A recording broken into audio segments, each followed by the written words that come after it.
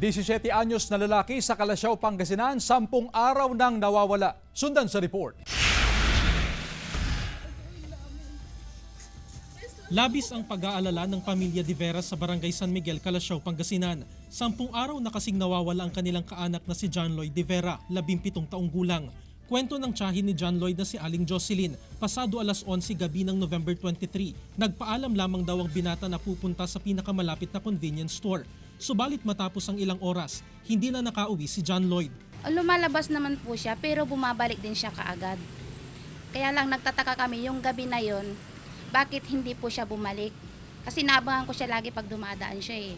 Sa pakikipag-ugnayan ng pamilya de Vera sa barangay at mga pulis, nabatid na may 2 lalaking sakay ng motorsiklo ang nakausap umano ni John Lloyd malapit sa gilid ng convenience store. Bumalik pa raw ng establishmento ang 2 lalaki pero hindi nakasama si John Lloyd.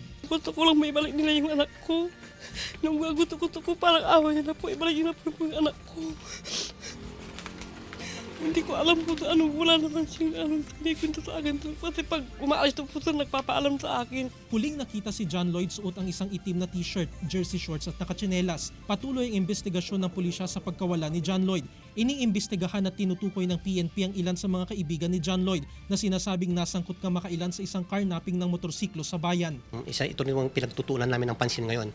Kumbaga baka sakaling nagkita or naisama uli ng kaibigan niyang ito na kakalaya lamang. Samantala, paalala ng otoridad lalo na sa mga kabataan na iwasan ng paglabas at paggala tuwing 10 oras ng gabi.